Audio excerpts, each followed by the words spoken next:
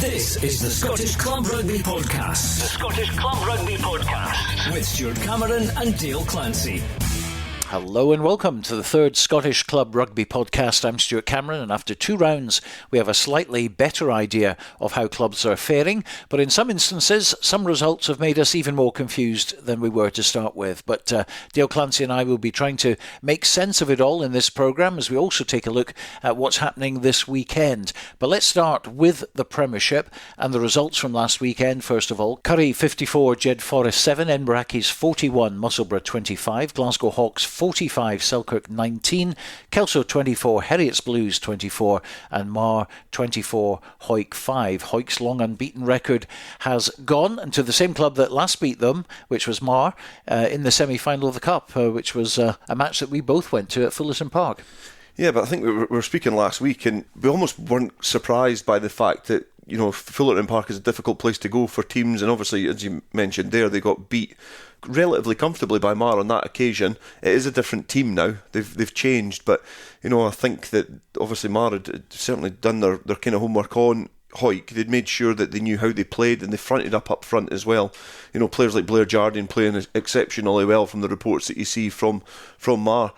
And I'm not surprised by the result. You know, yes, Hawick have been formidable over a long period of time from that game, winning the double last year. But when you get that sort of accolade and when you get that performance, the teams come and hunt you down. And Mar, it just gives you that little extra nudge to try and, you know, put them at the sword, and had a good performance and a good marker down from Mar, considering they were beaten by Heriots the weekend before. So, you know, it's certainly.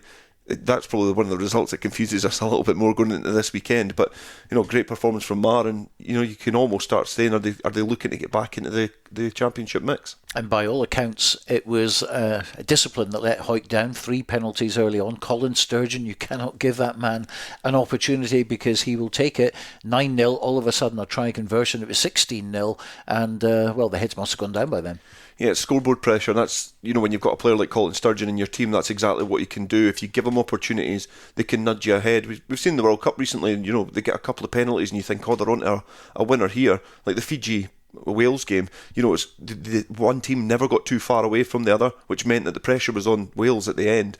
And if you can keep the scoreboard pressure on another team and keep getting away from them and getting away from them, they have to throw caution at the wind. They have to try and change their game plan, which sometimes just opens them up a little bit more. And Mar, you know, they've went about their business up there at the weekend effectively, and that's a huge scalp for them. You know, and that's not to give anything away from Mar, but Hawick, of the performance that they've had, are heavy favourites going into that because of, you know, what they've earned. It's a big scalp and a big performance from Mar. Now, Curry and Edinburgh is the only teams who have won their first 2 games now. Curry, a big win at home to Jedforest. Edinburgh's a sizable win for them as well against Musselburgh. Yeah, I think Curry are a really solid squad. You know, you look out throughout the whole kind of, you know, the full squad into the bench as well, and they've got a lot of players there that are tried and tested now. I think, you know, players like Ian Sim over the last few years now getting a good run of rugby, like he's been able to stave away injury as well. Ryan Stewart, they're kind of players that have come into Curry and they've been able to get that experience from almost being there at the championship, and now they're seasoned, like, you know, senior players. So, you know, these players, the squad from the full list of players is really, really impressive at Curry. And, you know, again, looking at the results this weekend, I probably wasn't too surprised. I think, you know, I was expecting Jed to be on the wrong end of a defeat, but 50 points is always a bit disheartening for any team to concede. So 54-7's a big result, but, you know, Edinburgh has shown that they can score tries, but they've also shown that they can concede as well. You know, 41 points to 25, it certainly shows that their defence isn't watertight yet. It was the same against Jed. You know, they conceded some scores in the opening weekend, so that might be their undoing, because this sort of championship in the Premiership, it is won on solid defences as Hawick exhibited last year. And of course Musselburgh scoring a try bonus in that game. They also got the try bonus in the 31-all draw against Kelso, and they proved last season as well that they're a team that can score points.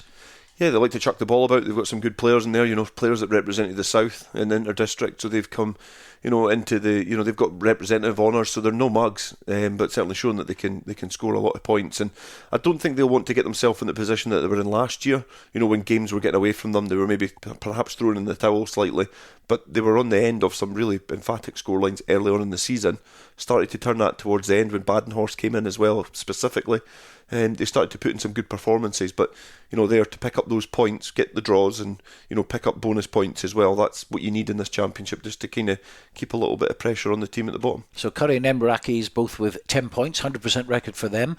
Still unbeaten, Kelso and Heriot's Blues. Heriot's Blues and Kelso drawing 24-24, and that's Kelso's second draw in 2 games.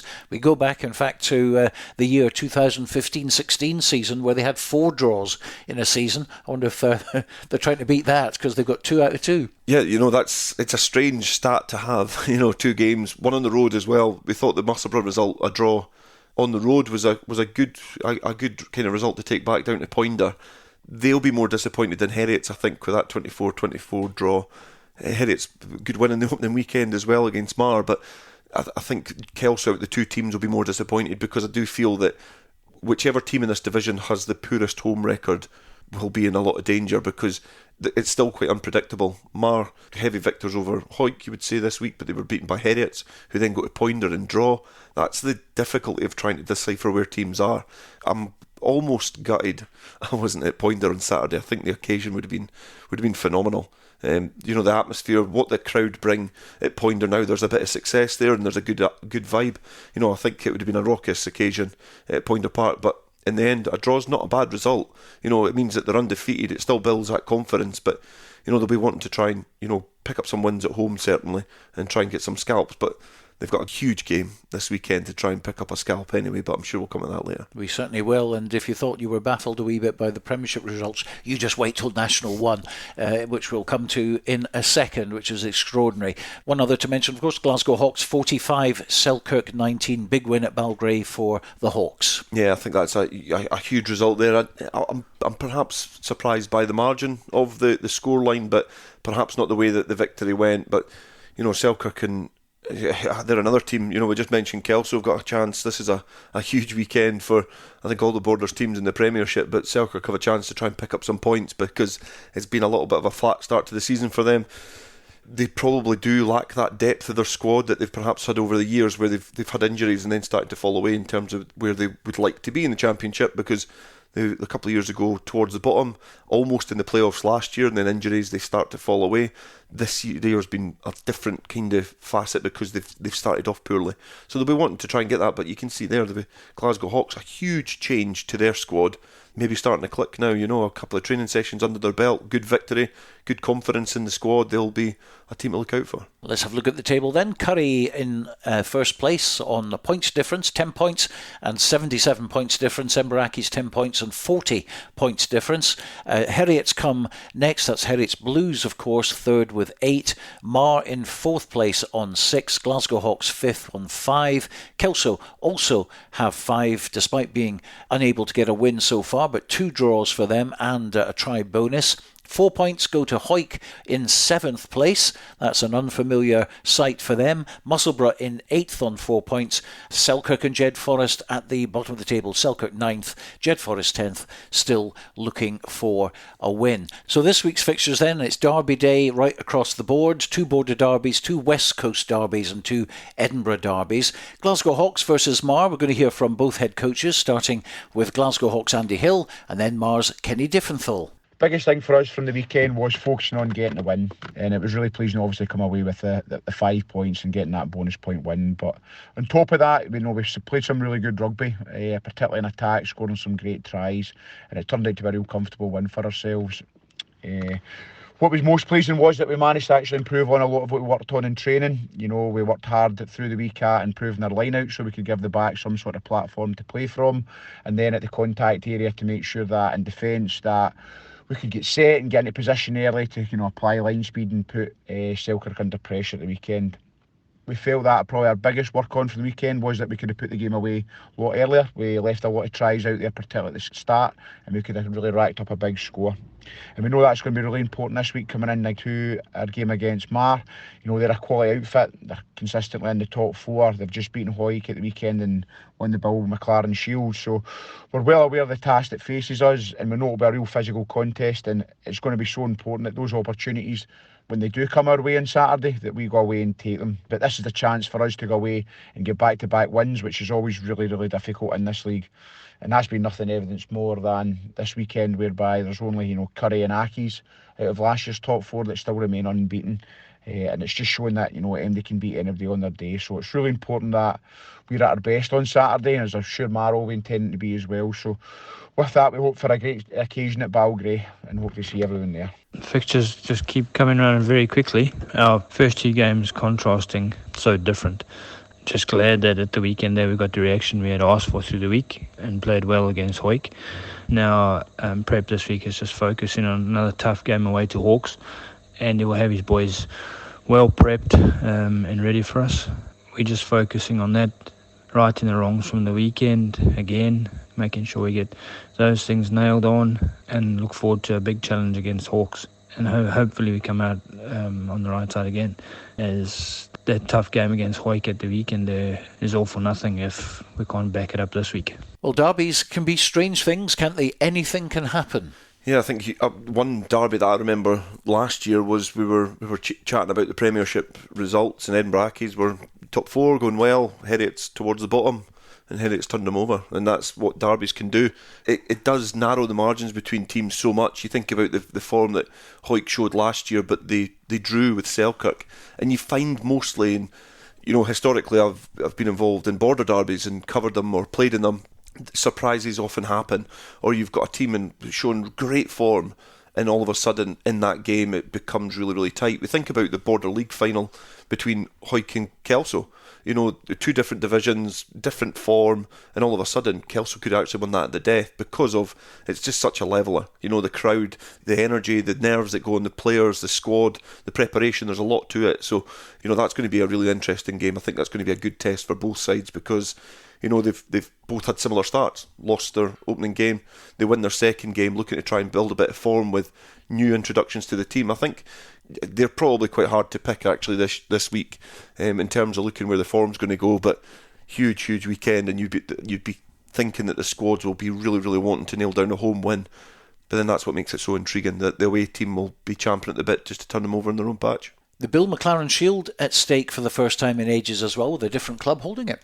Yeah, it was good to see on social media that a team were applauding the fact that they'd won a trophy. The Bill McLaren Shield. I think it's a great introduction to club rugby. Obviously, we know what significance he holds in Scottish rugby, but the Shield itself has been passed around a few clubs, but it's been firmly back where probably it belongs at Hoyk, with obviously the connections to Bill McLaren. But it's good to see that it's now in possession of a different club, and I think this year we might see that change hands a few times. Obviously we were waiting for it to change hands last year, not a chance that was happening, but this year I think the how tight the teams are in terms of trying to pick them out in home and away form, I think it might change hands a few times. And with Glasgow Hawks coming off the back of that home win against Selkirk, they'll fancy their chances of getting that shield in their trophy cabinet. Yeah, definitely. I think that it's really difficult to try and analyse Hawks at the moment because of the changes in players, but that's a huge victory which builds confidence. So it gives those connections between the teams. They'll have a spring in their step going into training, so that's going to be a huge game. It's going to be really interesting. The Edinburgh derbies, Heriots Blues versus Edinburgh Accies, and Musselburgh against Curry. Second v third, Accies with home advantage again this week. Curry 2 from 2, Musselburgh without a win, but home advantage and like to score tries, and did well last season, I remember, against Curry. In fact, we're about 20 points clear. There's a good chance we might see 2 away victories looking at the 2 teams, but Heriots are the one that probably, out of those the cluster of teams there in those Edinburgh derbies, they're the one that I think are being a bit of a surprise package so far. I think that the victory against Mar and the draw at Kelso has been a tremendous start for Heriots considering where they were last year. So it's probably not as straightforward. If Heriots were playing Curry, I might have a different answer, but I think the Edinburgh Accies have shown that they can concede points, and I would suggest that Heriots might put a few past them. So just wonder what kind of attacking game Edinburgh Accies can have, because I feel that they're coming out with which is a kind of typical Edinburgh Accies mantra, is we're just going to try and outscore you no matter what way. It's kind of similar to Jed. Jed play a brand of rugby that they were always going to concede, but they want to score points. And it's just if Edinburgh Accies can accumulate that amount, because I do feel that Herets will score some points against Accies this weekend. Our featured commentary match on Saturday is a border derby, and one which is absolutely crucial even at this early stage of the season. Selkirk versus Jedforest at Philiphaugh. Also a Board League match as well, as is the Kelso Hoyk game at Mansfield Park. But both have started off with no wins or losing bonus points. We've got 4 border teams in the league. And we say border derbies are difficult, teams cut each other's throats. This is a huge game in terms of where they're sitting in the league, because off the back of it, this season could dictate where both of these clubs are going to be playing rugby for the next 10 years, I think. Just the way that things change in the demographics of towns, I do wonder if one of them were to go out of the Premiership. With the way rugby is now, not as much money floating about, there's not as much influence coming from, overseas. You do wonder if one of them went out the Premiership now, if they would find it as easy to get back in. It's going to be either a dull, low-scoring affair, or it's going to be a free-flowing, high-scoring thriller. Yeah, I think it's got the potential to be either, obviously, because of the nature of it. The weather's going to play a big part. I think that Selkirk's starting pack is probably stronger, but there are little weaknesses in there. Their backs, they've got really exciting backs. I think Grant Sooty's really good, Aaron McComb's really good, but Jed have a lot of experience in their back division as well. I think at home, I think Selkirk start marginal favourites, but it depends what game is implemented, as you say. If it's going to be a dour one and it's going to be attritional, at home you would fancy Selkirk. If it's going to be free-flowing and it's going to be high octane, it's going to be anybody's game. But it's such a big game. Those two teams, you could probably include another couple in there as well from that Premiership. The way rugby is now, I think it would be difficult for them to get back into the Premiership, which is hard to say, but because they've been there for a long time now, they've contributed well. But things change in rugby, so this weekend is huge for both those sides. I think more so for Selkirk, because I'm going on about home form. They need to pick up that win. Jedforest have got to play them at home later on in the year, so they get a chance of revenge. So if they can pick up a win, it's advantage Jed, I think. Well, we caught up with Kevin Barry, who's back looking after Jedforest, along with Neil Cook, Ross Goodfellow and others as well. And first, head coach of Selkirk, Gordon Patterson. We underperformed, and we know that. We were honest. We were speaking about it last night. As a coaching group and as a squad of players, that wasn't good enough at some aspects of our game. Sometimes some areas we did play really well, but not for long enough and in control of the game, control of the ball. So against Curry we were in control a lot of the ball. We won the territory battle. So we're being honest with ourselves in terms of our analysis of that game. The next game's come up pretty quickly, and it's a big game for us. Jed at home, both teams obviously looking for a win, but for us it's about being accurate in certain areas of our game, bringing physicality to our game again, and if we do that, then the result will be the result, and we hope it's a win for Selkirk. Working extremely hard, the boys last night, it was a really intense session. It went really well, and so we'll wait until selection. We've got a few names. Hopefully Ross Nixon's back this week, which will be good just to have around the squad. But we'll pick a squad later today or tomorrow, and we'll prepare on Thursday night to play Jed. So we're really looking forward to a home game, and a bit more importantly is getting that performance in over 80 minutes, which hopefully will get us over the line for our first win. I think I'm maybe disappointed at the Edinburgh game that we actually came away with no points. I was in the game for the first hour. We actually put a lot of pressure on, but again, we're not putting pressure on the points. And that came at the Curry game too. We had moments in the first half to actually put some scores. We had a bit of territory, didn't put any of the pressure into points. And again, it was half-time, 21-0, and we felt we should have had something on the board. Just chasing the game for then on. Again, the seasons have been a bit slow for us. We've only had 2 games, had no warm-up games. But the thing is, the boys are actually training really well. Again, looking forward to the Selkirk game, which will be a difficult game. We know really how Selkirk play. They play a fast and a loose game. We've got to look at our strength and play to our strength on Saturday to try and get something out of the game or get that win. We're capable of doing it. We've got some young boys at the present moment that are standing up again. Young Mark Glenn at scrum half and Jamie Ferguson had a reasonable game up at Curry. So again, we'll try to bleed some of the young boys in with the older heads. But again, it's going to be a difficult game on Saturday. Third game in, we've got to try and put some of the pressure that we're in territory into some points. And again, it's then we've got to actually look at our defensive structures and try and keep to them as much as possible and show a bit of commitment and a bit of physicality into the game. But again, looking forward to it. Tough game at Selkirk. It's actually good to get border games. You beat border teams, you're in a chance of having a good season. So again, we'll try and target this game just as much as Selkirk to try and target us.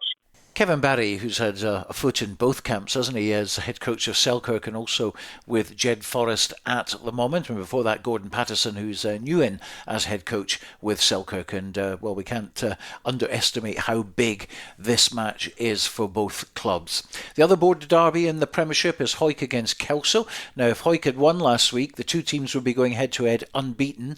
But with Hawick losing at Mar, that's not the case. And, of course, as it stands at the moment, Kelso are the number one ranked border side. They'll take that. Yeah, I think it's been a really good start to the season. I think when you look at the games, playing two Edinburgh sides for Kelso has been a good start. But again, they go in as underdogs because they've came up from National 1. But to get two draws, they'll be disappointed because they'll look back at moments of that game on both of them against Musselburgh and Heriots where they probably thought, well, we could have won that.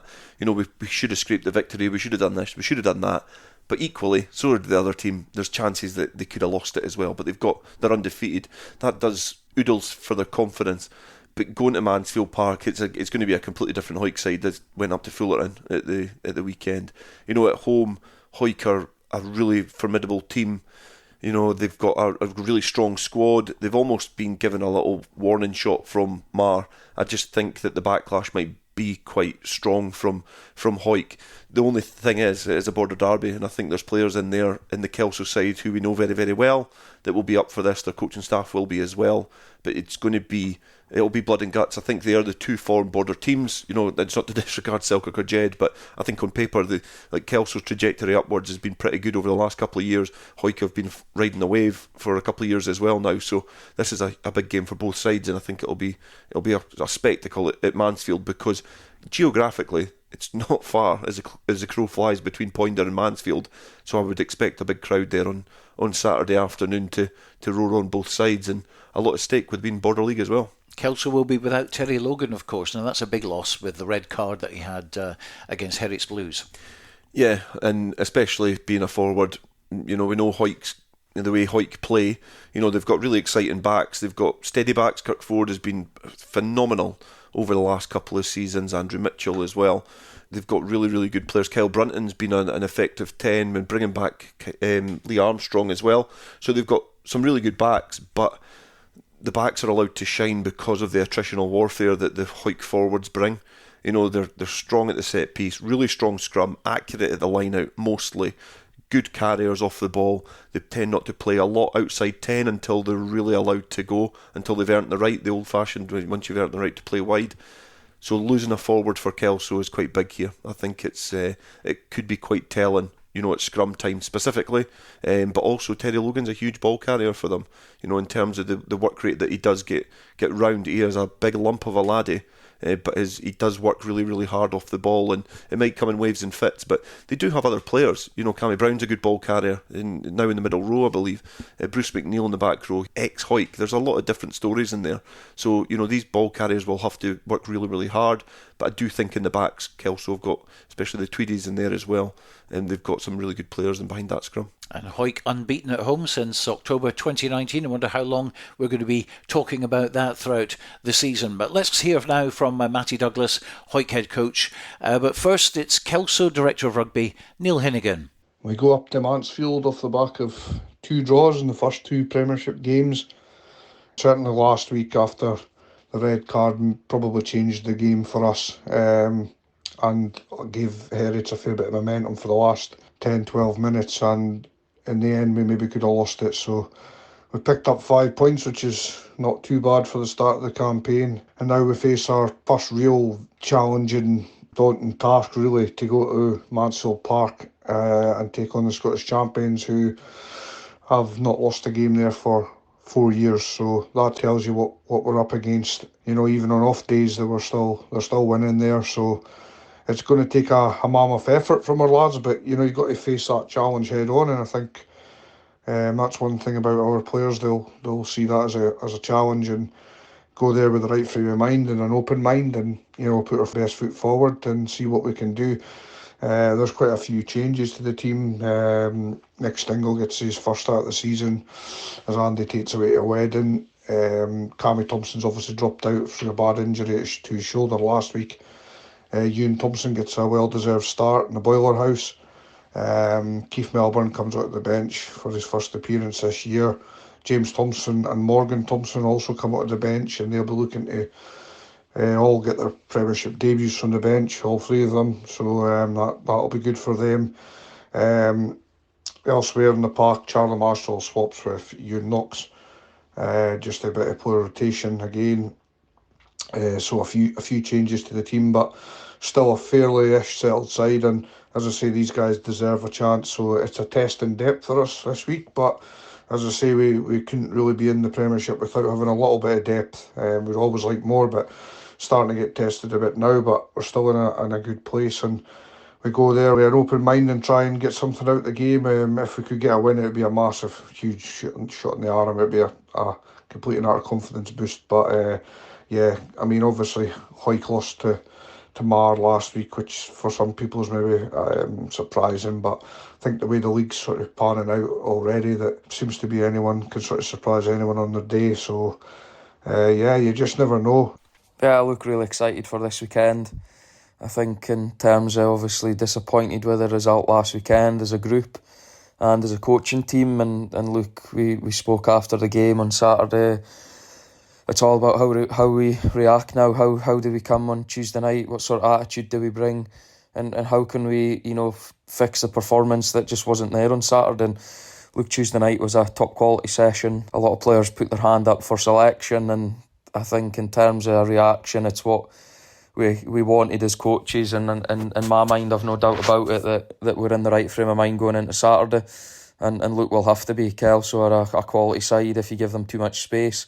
They've got a clear game plan in the way they play, and they've got a good forward pack there that can set. They've got a couple of backs in there that'll do damage. So it's going to be a fiery game, and look, I've got a lot of respect for Bruce and Kev in terms of what they've done last season, and they've probably been a bit unlucky not to get 2 wins in the first opening 2 rounds. So for us, we need to be at our best. We're back at home, and we are tough to beat at home, and we need to get back into that sort of frame of mind. And we've challenged the players a lot this week as coaches, and the kind of feeling that I've got from them, no doubt about it, that they're in the right frame of mind, and we're going to have to be. If we want to get top 4 this season, then we can't let performances like that happen week after week that happened at Mar on Saturday. So, again, selection will be tough, but we'll be looking to put the best 15 players we've got available on the park, and really have a go on Saturday and try and get back to winning ways. Now, you've seen the red card for Terry Logan. It was a high tackle for sure, and his shoulder caught his opponent on the head. So the letter of the law says a red card, which is fair enough if everyone follows the law book. But as we saw on Sunday in the Scotland-South Africa match, that consistency was missing. It definitely was missing. I think there's no arguing about the red card for Terry Logan. It's the letter of the law, as you say. So I think it is frustrating. But there's 2 ways to it. You compare it to Tom Curry's red card as well. You compare it to, is it Jesse Creel, that was the South African player that made the tackle on Jack Dempsey. You think, if he'd went off then, would Scotland have had a better chance? You can't really say that, because England got a man sent off after 2 minutes, and then it ended up outplaying and outmuscling Argentina for the whole game. So, you think what might have been, but it is the consistency. But with new laws and new interpretations, it's going to take time to bed in. The difficulty that we have is the fact that World Rugby is at the grandest stage. I think there was an 11.5% increase in gate numbers over the first weekend compared to 12 years ago. So, in terms of that, it's a huge increase in terms of the eyes attending matches, but we're coming with that as well. There's a wider audience in the world looking at that level of rugby. So the difficulty is it's more prominent at that level. Good to see the decisions at our club game being made right, obviously well handled, but obviously at an international level it's frustrating with the incidents. There was some in the Wales game as well. It's going to take time for it to see that consistency come through. And you mentioned about the figures have gone up, the attendances have gone up, the viewing figures are on the rise as well for the World Cup. A lot of interest, and for the Creel decision to go so horribly wrong. And it's not just the keyboard warriors that we expect. We've got the players, the coaches, and the quotes are from like Tom English. We were sort of watching what he had to say about it, and he said that the Scots tried desperately to get them to have a look at it, and they wouldn't have a look at it. And you just ask yourself, how can they get it so wrong in front of such a big audience of a lot of people who are watching rugby for the first time? Yeah, I think with that though, you might see a little bit more unsportsmanlike behaviour coming into the game, potential HIAs coming off so that people are forced to go and look at it. You might have a little bit more theatrics on the pitch. Don't really want to go down that route, because if you look at one of the most watched sports in the world, their VAR, or what they use, is absolutely horrendous, considering the money that's floating about in their game. So I think we're probably in not a bad situation, because rugby seems quite open to change compared to football, but it's still frustrating when decisions aren't as clear or they're not as consistent, because that's the level that you want to see. And I was calling it out, I was like, that's a head collision there. It then doesn't go the way, and you think, well, am I wrong? Like, how do I not know my laws, or how do I not know that? Because I seen that last night, but that's just sometimes the way that the sport's going to go, and it's going to take time to evolve, but I think we're in a good position. Compare that to football, as I say, and it's so contentious in football. I think rugby's a little bit clearer, but we might then see a little bit more football-like behaviour in rugby to try and get referees to look at the decisions. Let's take a look at National 1, the league that keeps on giving season after season, and already it hasn't disappointed with some extraordinary results so far in the 2 weeks that we've been running. Last week's results: Biggar 34, Ayr 36, Gala 22, GHA 15, Glasgow Accies 24, Dundee 11, Highland 41, Watsonians 0, and Melrose 68, GHA 7. Now those results as a whole, if you look at it out of context, just the 1 week, they seem quite sort of fairly normal. It's just a normal week. But when you compare it with the week before, then it's extraordinary, because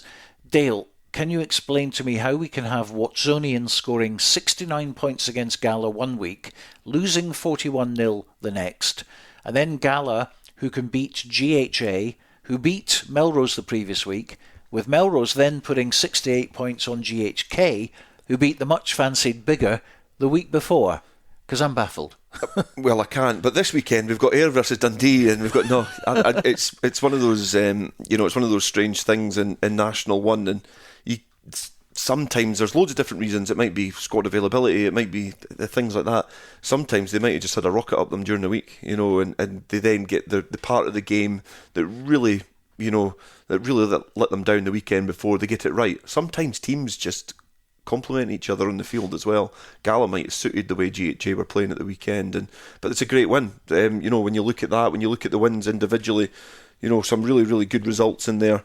Biggar will be disappointed. Gala will be elated to get that victory. Highland look like they're going to be a really difficult opponent for all the teams as well, but I think the Melrose one was the most surprising. I didn't expect them to put almost 70 points on a team, but that's a huge victory for them. So, some interesting results in there. In the Glasgow Accies Dundee game was really tight as well. So a couple of tight games, a couple of huge cakewalks going into this weekend. It's one of those ones that I'm reluctant to try and predict any outcome, because of the kind of volatility of the results that we've seen so far. Well, Biggar, of course, unlucky again last week, beaten by a last gasp score in both their games against GHK and Ayr, but they do have bonus points, 2 of them, and 2 losing bonus points as well, and sooner or later they're going to come good. Yeah, you think so? I think they're a strong team. They're a good squad, so they are going to eventually click. But I think that's been the story of Biggar's last couple of seasons after they missed out on promotion. They've kind of lost out in those narrow games more often than not, and then they sometimes then drop off. So you do wonder if they're able to try and steady the ship quite quickly to get themselves back into contention, because almost the results of these opening weekends has opened the door for other teams. Perhaps Ayr have been the team that have benefited the most, and maybe Highland as well, but the other teams have almost just taken points off each other, which we've not seen in National 1 over the last few years. It's been pretty much 3 or 4 teams have been cracking on.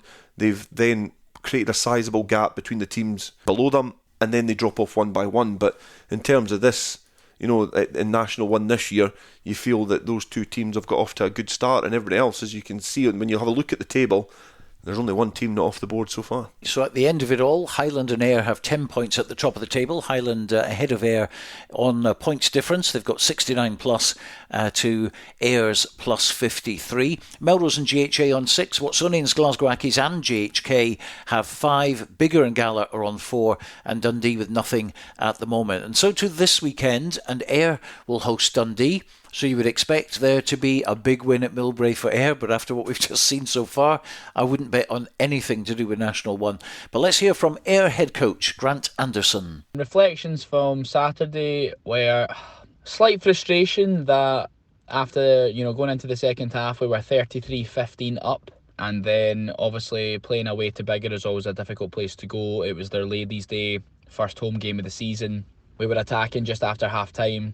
Ended up throwing an intercept, which they caught, scored from. Then we compounded errors after error, and then they were then in the ascendancy, and obviously in front of their home crowd on a sunny day. They then won the territory battle, and really put pressure on us. But I was really pleased to see the resilience and that we demonstrated to go back up the pitch at the end of the game, to come away with a penalty, and then for our goal kicker Jamie Bova to nail the kick to give us the win. So a pleasing win for us, although learned quite a lot about my team and just how to go about different elements of the game depending on where we are and who we're playing and what the score is and different things like that. Obviously there was a few issues regarding decisions and this, that and the next thing, but those things were obviously out of our control. So in terms of things that we can control, we know what our plans are for this week. I'm keen to see a reaction because that was much closer than it needed to be.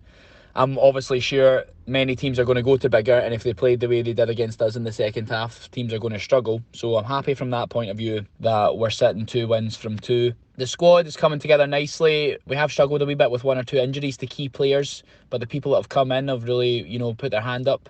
They've done a good job. They've showed elements of leadership skills at times and been executing the basic skills, which is all we can ask of the players. And we've based our whole game on our defensive system, our attacking system, and executing basic skills under pressure. So the focus now shifts to Dundee, who will be coming down to Millbrae, keen, I'm sure as well, looking for a reaction. Obviously, they've lost their first 2 games. We've done our homework, we've had a look at them, and we've made a game plan that we think hopefully will work as long as we execute what we need to execute. Our squad will change slightly this week because people have been, having a positive impact when they've come on, or training has been really competitive and people are putting their hands up. So, our squad will change a little. I'm looking for a positive reaction and I'm looking for our win and run to continue on into next week and beyond. Grant Anderson, a good start of course for Ayr last week and the week before, so they're unbeaten with bonus points, but as we mentioned earlier, a last gasp win for them against Biggar, but this week at home to Dundee. Yeah, I think Ayr have got off to a good start. We did fancy them at the start of the campaign. They were one of the teams that we mentioned. Everybody else has been beaten, so shows you what we know. But the kind of historical aura of Ayr is continuing because these are the games that over the last few years, and I know, I'm contradicting myself because it's a different team. Sometimes that fabric is in your club, and Ayr have just always been a stuffy team. If they're in the fight towards the end, more often than not they find a way to get the win, and they've been able to do that in one of the most difficult grounds to grind out a win in Scottish Club Rugby. I think Hartree Mill is a difficult place to go.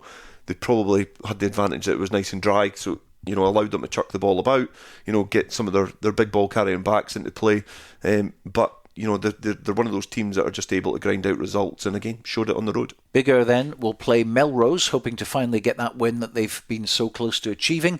Head coach though of Melrose is Ian Chisholm. As a coaching group, and I suppose as a club and a playing group, we're pretty happy with the response and the performance against GHK last weekend. After our opening weekend defeat up at GHA, I felt our energy was excellent throughout the week, and as a coaching group, we feel like we got things right around selection, around intensity, and it felt like and it looked like us on the field, and the score probably reflects that. We played at a real tempo, and GHK broke a wee bit earlier than we expected to. But again, there's always a danger when you're 40-0 up at half time. You're going to take your foot off the gas, maybe try things that we've never done in training before, rather than just chipping away at our process and getting better at the things that that are working, and that was probably the case in the early exchanges, but we stuck to task in the end, and I was really pleased to see that our guys execute the game plan and really just see a transfer of the things that we'd been talking about throughout the week. Biggar at Hartree Mill is a different challenge again. They're trying to play a wee bit different. They're the ball's in there a wee bit more. They're playing a wee bit more expansive, and look, they've lost a lot of boys from last year, but they've got a really good academy set up through Nick Humphreys there, and I think this league is very French, and that teams are winning at home and losing away. Biggar lost on the opening day to GHK, but as we know ourselves, you can't really make assumptions about a team based on that. And look, Biggar rung Ayr close at the weekend, and they had a try chalked off early in the game, which I thought was harsh and would have made all the difference and kept the points in Biggar. So look, we're not going up there thinking that we should win by 50 points because Biggar lost to GHK. That's not how sport or rugby works, and it is going to be a challenge. It always is a challenge. Melrose Biggar's been a good battle over the last few years, but it's a challenge that the boys are excited for. Our squad for Saturday is Connor Grindle, Ben McLean, Will Owen in the front row, Tam Brown and Angus Runciman. They keep their places in the back row. Finlay Sinclair, Will Ferry and Lachlan Gaddy make up the back row. Bruce Colvin and Struan Hutchison are halfbacks. On the wings we have Jim Brown, and Oliver McKenzie makes his first start for the club. In the centres, we've got Rolly Brett and Kieran Clark. I felt both these guys were awesome at the weekend. And Hamish Weir keeps his place at fullback. On the bench, we've got Logan Kirk, Elliot Compton, Hamish Derrick, Dylan Coburn and Robin Sharp. There's not too many changes in the team. I think 2 out of the starting team that's changed. Finn Barry's away on holiday, so Connor Grindle steps up into the starting squad, and he played 40 minutes on Saturday. He's returning from injury from being in Australia, and look, he made 12 tackles in that 40 minutes, of which over half of them were dominant. So we're pretty excited about Connor. Been impressed with Oliver in training this week, and these guys, Oliver and Connor, they're super professional, and our guys are getting a lot out of it, just in terms of how to prepare your body, nutrition, and just going about how you carry yourself at training as well. So we're excited about the weekend. We're confident we can go up to Hartree Mill and get a result, but we know it's not going to be easy. Ian Chisholm. Now, GHA v Highland on Saturday, and GHK will host Gala. And as we mentioned earlier, how on earth do you predict this one when Gala beat GHA, who beat Melrose, who then put 6 to 8 points on GHK last week? Very difficult. Yeah, it's looking like it's going to be an Ayr win at home, and the rest of the games are going to be draws by the looks of it, because obviously Ayr on the top and second, and then Dundee at the bottom. But yeah, I think you can see. I know I said it, I was actually to the point I was almost falling asleep myself last weekend when I kept saying it's hard to see the form, it's hard to see where people are. I think in the Premiership you're starting to see it a little bit quicker because of the level. In National 1, I think it's still going to take a few weeks before we can see the true kind of map of National 1, but some really, really interesting games again. Obviously Gala having to travel to GHK, Watsonian's back at home as well, but for Gala, they'll be hoping to try and back it up and have another good performance, backing off a good win against GHA, because that's a really, really difficult team. Coming down from the Premiership, they'd have been hoping to go down to Netherdale and pick up the points, but now Gala have to try and beat another acronym. Now, a fair play, of course, to Director of Rugby, or DOR, if we're talking about another acronym. Ewan Swinton, like last week, who was absolutely brimming with confidence, and this was off the back of a 69 points to whatever it was, 17 loss at Watsonians at Mireside. Well, he was proved to be absolutely spot on. So what about the words of wisdom from Mr. Swinton this week? Saturday's game against GHA was a tremendous improvement by the boys. There's no question about that. We had some experience returning and strength in the centre in the shape of Dan Nicholson and Scott Peffer, and the whole team just stepped up to what was a significant challenge after a really disappointing result the week before. The boys played with real resolve, real strength. They got absolutely stuck into GHA, who themselves were coming off a good win against Melrose, and came to Gala with confidence. And the Gala boys took the game to them and prevailed. I think what it really shows is how much of rugby is played in the top 2 inches.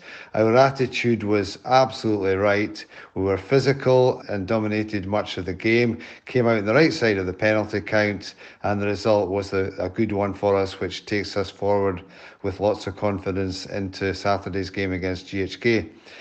GHK themselves have had a mixed start. They had a really strong result against Biggar with a home win, and then a fairly difficult weekend at Melrose. I think what that does reflect is that the notion that the Glasgow clubs are just that wee bit stronger at home. So I think that we are expecting to see the GHK that played against Biggar come Saturday. We are strengthened again. We've got the return of Murray Wilson and also Robbie Irvin coming back into the team after a fairly lengthy absence. So I think that we can go through with a fair bit of confidence, but we'll be realistic. We'll know that it's going to be a really tough challenge. The boys will have to be completely switched on, but there's no reason at all to think that we can't come away with another good result. Ewan Swinton. Yeah, I think, sometimes in games, I was speaking to a coach of a team a few weeks ago, and they were on the receiving end of a heavy defeat. And on paper, it didn't actually look that bad when you broke it down, because there was like 2 interception tries, 1 breakaway. There was then a red card, there was a penalty try. So really that big accumulation of points at that time, they wouldn't have been that far away, but it's just sometimes just you don't get the rub of the green. So I did think Ewan Swinton was on something the other weekend when he had that confidence, but obviously he's he's well in that camp. He knows how that team can perform.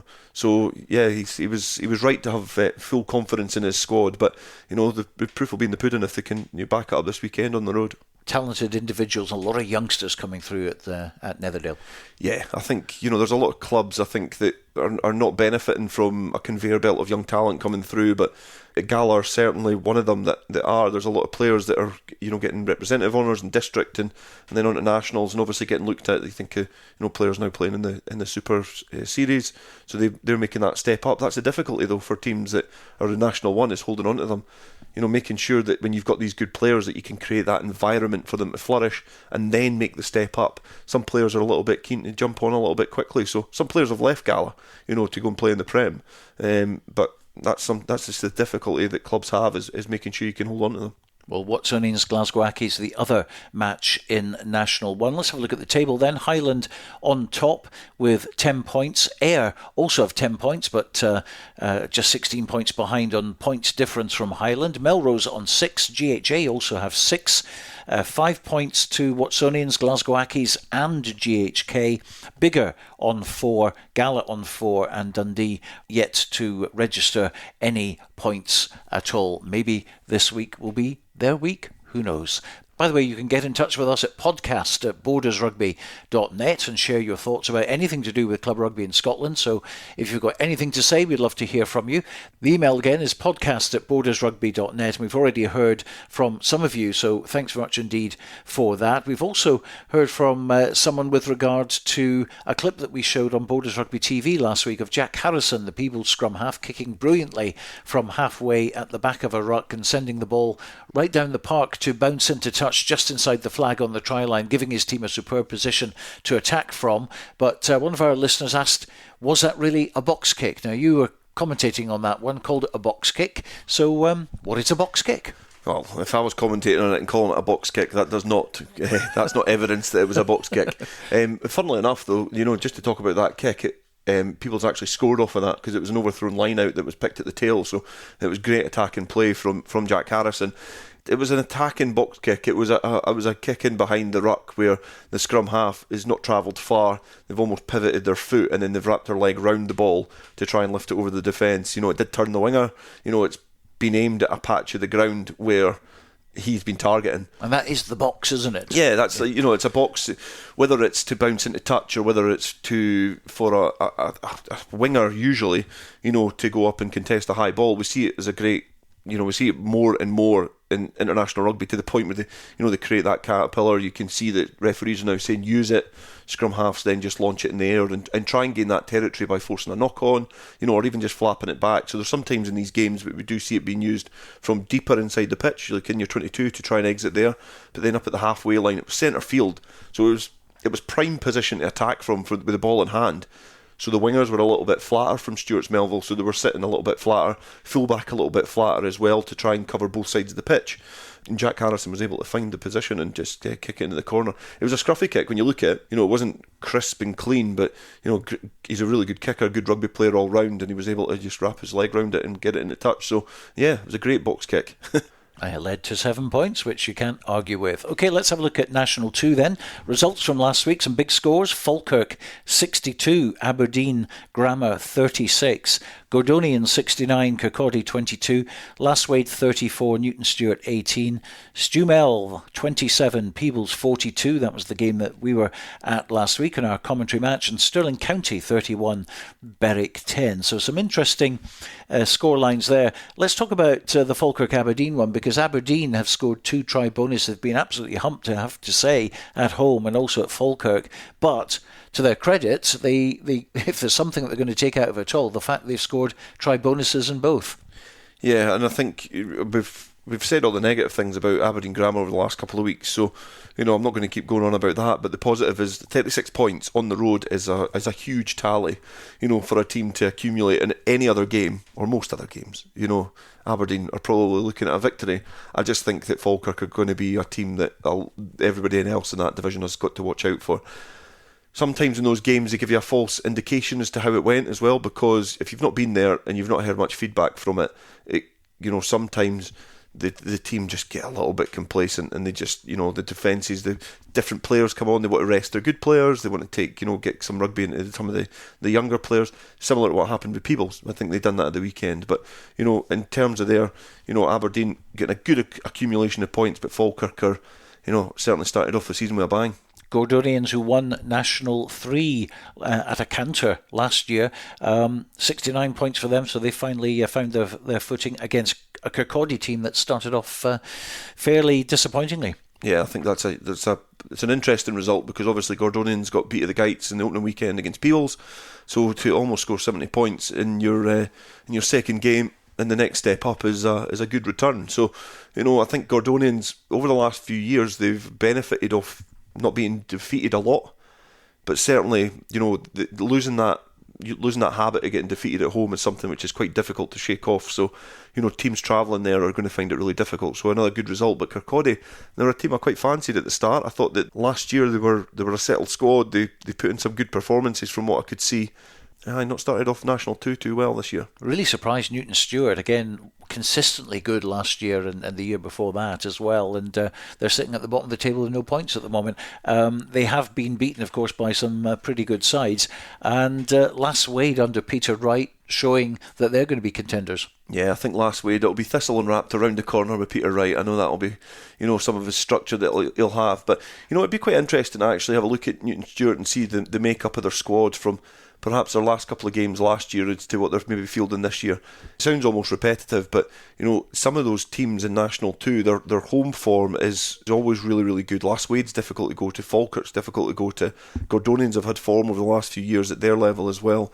So, it's certainly, Newton Stewart have found it difficult in that game to pick up any points, but I'm not surprised because, I mentioned last week what Peter Wright brings to a team, and he's certainly bringing that to Lasswade. OK, let's have a look at Saturday's fixtures, and we'll start with Berwick against Falkirk, and Scremerston, a very difficult place to get a result from. Let's hear from one of the coaching staff at Berwick, and that is Paul Pringle. This week we'll welcome Falkirk down to Scremerston, and what's no doubt will be a tough encounter. Looking back to the first 2 games of the season, so the Stu Mel one, what we would say is, really good start of the season from the boys, showed plenty of promise. Probably slightly frustrated that we didn't get the 5 points, but I think in the end the draw was a fair result. Moving forward into the Stirling game, this was a really tough one for us, I'll be honest. We knew we'd have a large number of players away to the Rugby World Cup and with other commitments. So we did actually apply for dispensation before the season started, but unfortunately that was refused. What it did create though was an opportunity, to bring in some of the younger lads and lads in the twos, just to bolster that first team squad. With over 15 players unavailable from the previous week and only 5 retaining their same position, it showed what stress the squad was under. However, I would say that the likes of Cam Wells, Jason Gerwood, Luke Holborn and Duncan Horsburgh, these guys came in, and they really performed and put their hand up. It was a really tough game up there against a strong Stirling team, and we were very much in the game up to the last couple of minutes. I think it was 17-10, and then we conceded a couple of late scores just to go down 31-10 at the end.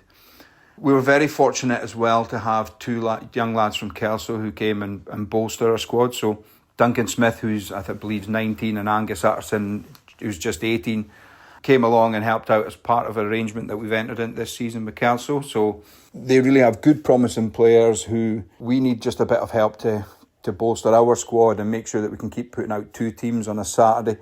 You know, it gives them the opportunity they can come along and play probably a higher level than second team rugby at Berwick. Just gives them that big exposure and, you know, really helps us out. So we appreciate that this agreement's been completed with Bruce and Eck. I think they certainly get the type of rugby that Colin's been building into the squad, and knows that that'll help develop those lads. So, yeah, it's an agreement. I think you know the way with Scottish rugby and with the player levels, the decline. I think it's one that we're really happy to have entered into, and we certainly see that it's a kind of a slightly out the box approach. But it's one that will help us keep, the clubhouse busy and just keep lads getting game time on a Saturday by having those two squads. So both lads played really, really well. I think they're both great young talents. So, yeah, the more chance we have to get them down to Scremerston and boys of the same ilk will be really appreciated. So going forward into the game against Falkirk, as I mentioned, some of those lads that really did stick their hand up last week and came in, probably they'll retain jerseys for this weekend. They'll still be part of the squad. The lads returning, it's great to have them all back. Some will get their jerseys back. Some will, unfortunately have to just probably sit out another week and try and win their way back into the squad through training. One player missing through injury, so Mason Emery, unfortunately, is still going through their graduate return to play protocols with a head knock he sustained against Stuart's Melville. Probably another week before we get Mason back, but other than that, the squad's pretty strong. We're just really looking forward to getting the full squad back out there, getting a good performance on Saturday and hopefully getting the right result. So this is an interesting one because I fancy Berwick at home in terms of they're not going to give away many points, but Falkirk flying high as well. You think Falkirk could actually get a big win at Scremerston, but not many teams get big wins at Scremerston, certainly not in the last few years. Again, from the last few weeks, it's difficult, especially with the troubles that Berwick had last week with squad selection because of players going over to France. I think it's hard to then look at it. I think Falkirk will put in a good performance this weekend. I've just got, it's a feeling, Falkirk have put in some good performances in the opening two weekends, and Berwick at home I just think might feel a little bit of pressure to pick up a result, and that's what I'm thinking at the moment. So I would be surprised if Falkirk went away with a good victory. Maybe not hammering, but I think they'll get a good victory. Peebles against Stirling County. Now we have two unbeaten teams here. Peebles at home at the Gate, Stirling County off to a flyer with two big wins. Yeah, it's a congested top of the table. Obviously something's going to give here at the Gates. I think the squad that Peebles have at the moment, over the years they've always had a bit of promise, and they've had players that are really, really good that have perhaps then went travelling or went to work or went to uni. There seems to be a little cluster of players now that have come back at the right time for the squad. They had a front row at one point in that game at the weekend that the combined age was almost 100. So with Willie Aitken, Neil Hogarth and it was Rory Smith on the field at the time, the age was almost 100. So it's not like it's youngsters all coming back. There's experienced players in there as well. So I do think Peebles have that squad. The difficulty they're going to have is they lose a few. So over the years, and likes of Ewan Jackson, who's phenomenal at the weekend, played a lot of rugby with him. He's got work commitments as well. So that's a difficulty in National 2. But Stirling County, a team that have come down from National 1, obviously well led by Craig Deakins as well. So they will be wanting to pick up the win. And this is where I'm probably going to offend people in Peebles, because I look at that league and I think home form is really, really good with most of those teams. That's Peebles' Achilles heel for a few years now. It's not a fortress as such. They had good form last year and probably the year before, but historically they've not had a really, really strong, intimidating home environment. And that might be where some teams, because it's a big paddock to play on, I think that's where some teams have a little bit of joy at the Gates. Well, let's hear from Craig Deakins, Stirling County's head coach. But first, Graham Patterson, head coach of Peebles. Obviously, it's a very good start to our season, but I still see there's growth in this team, and there's growth in the way that we play, and hopefully there'll be growth in our points as well. It is a solid start, but the next three games are pretty key for us. Looking ahead, we've got to play the top three teams at the moment sitting in the league: Stirling County, Falkirk and Last Wade. I know we're still trying to settle down and see who's who and where everybody is in the pecking order. And I think those next 3 games for us, we'll see where we are, and also probably impact on where other teams are as well. Hopefully we're the ones that are impacting positively on that. Saturday's game against Jumel was interesting. There was some very good points to it. We were in a healthy lead.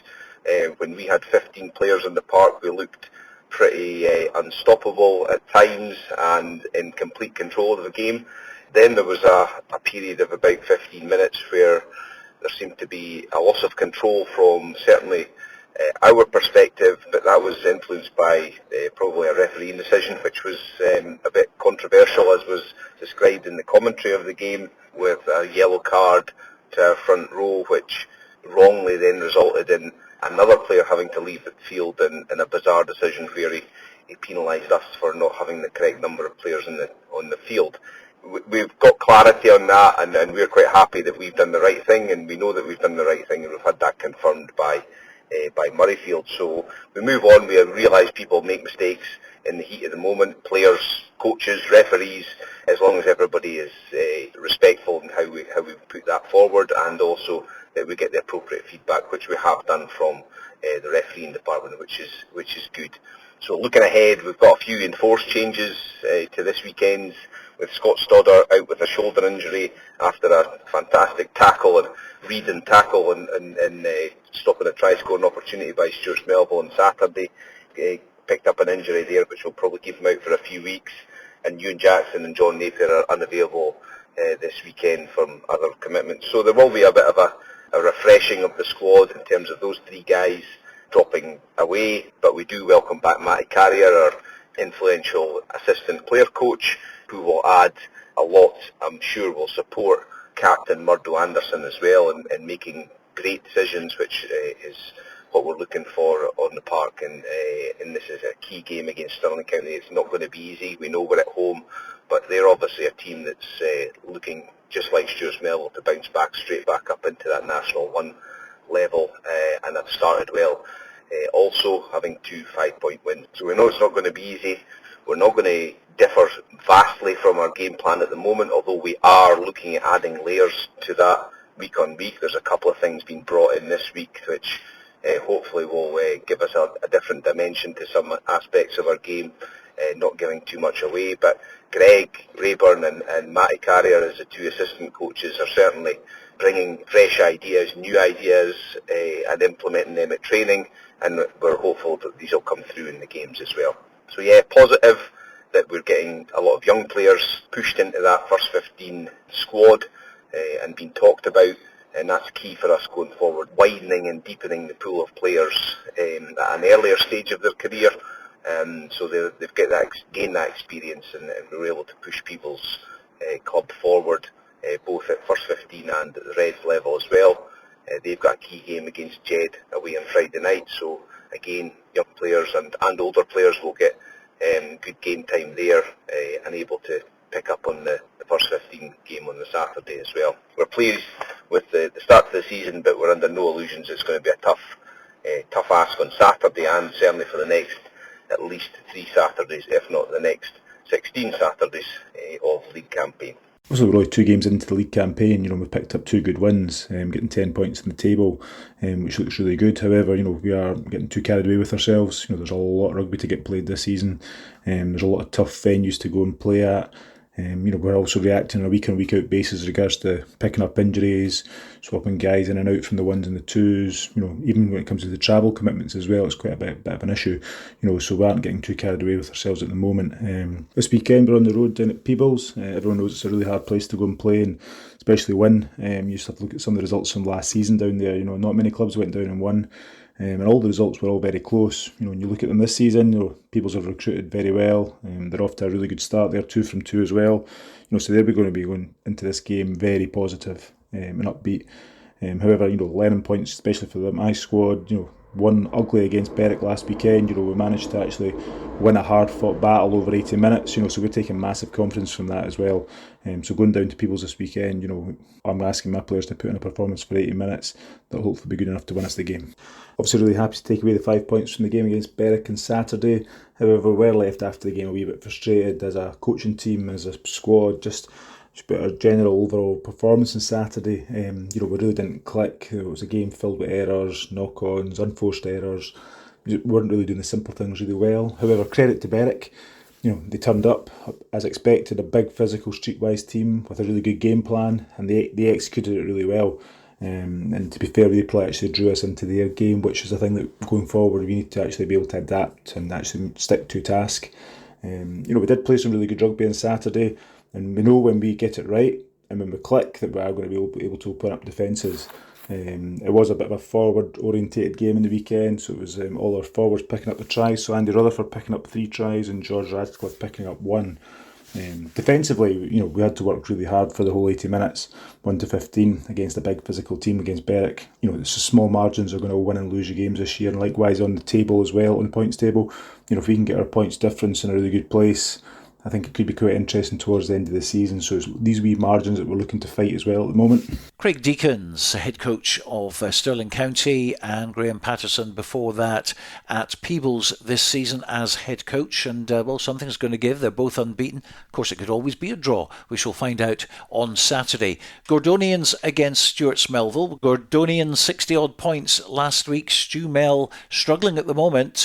They lost obviously at home to Peebles. They got the draw at Berwick, but now they have to travel to Gordonians. Quite disappointed by Stuart Melville's performance on Saturday, particularly the first 40 minutes. They just, apart from that Charlie Burrows try, they were not really in it. They got outmuscled at the breakdown. They lacked that structure. Even players like Sword in the middle row, he was trying, but not able to really make an impact. Hart at hooker was good.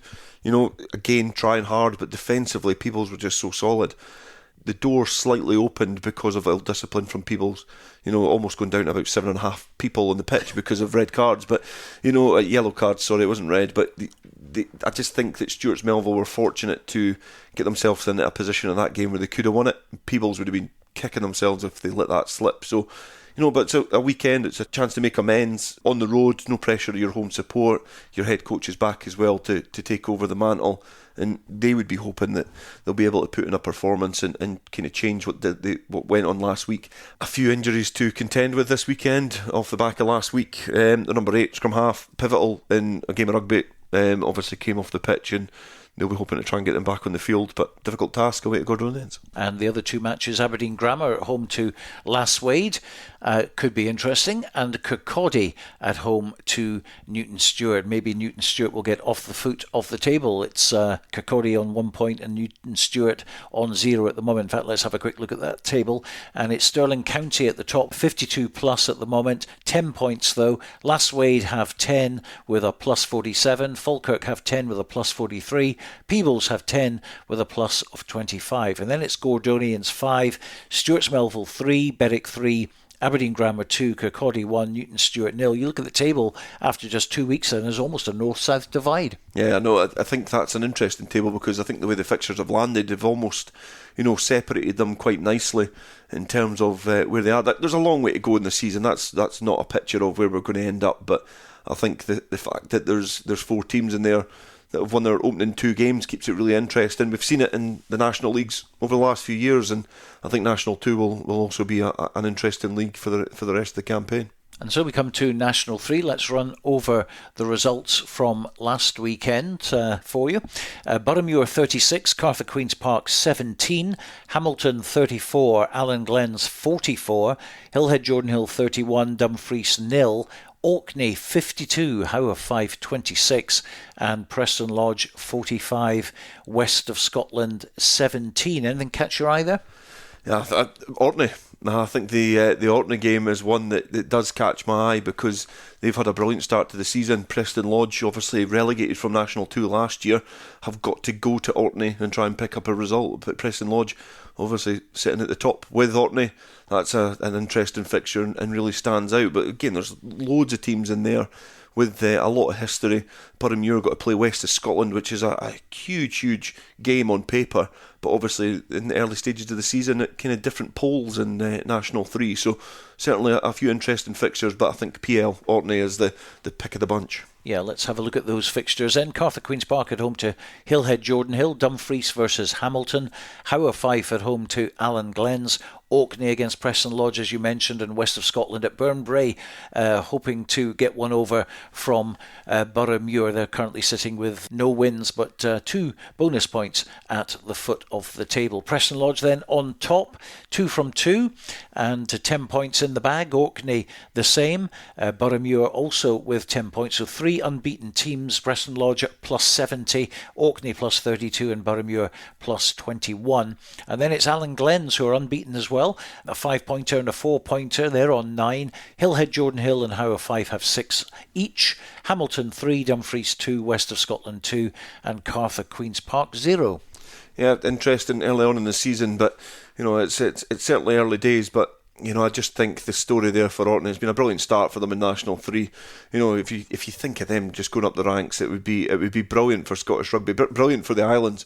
But there's a lot of difficult teams in there. I'm surprised by Dumfries' start as well, towards the foot of the table, but they've got a chance against Hamilton this weekend to pick up some results. On to National 4 and the results from last week. Dunfermline 32, Murrayfield Wanderers 31, Perthshire 12, Stuartry 24, Rosshigh 26, North Berwick 32, Strathmore 36, Greenock Wanderers 27, and White Craigs 26, Garnock 32, and it's Garnock and North Berwick leading the way at the moment.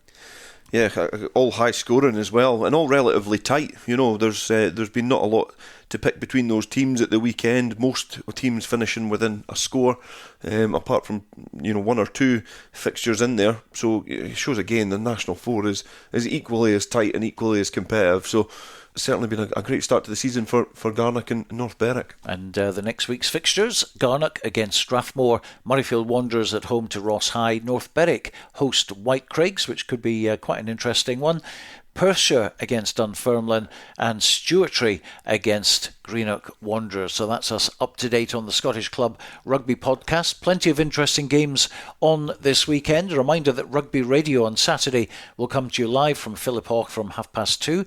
Our feature match is in the Premiership between Selkirk and Jedforest. There'll be TV highlights of that game and also Hawick v Kelso in the Premiership on Borders Rugby TV over the weekend. And don't forget to check out our new website at rugbyradio.co.uk for all the information you need on the 50 clubs playing National Club Rugby in Scotland. All the results, all the fixtures, and the league tables as well. And if you have the urge to get in touch for whatever reason, drop us a line at podcast@bordersrugby.net. But for now, from Dale Clancy and myself, bye for now.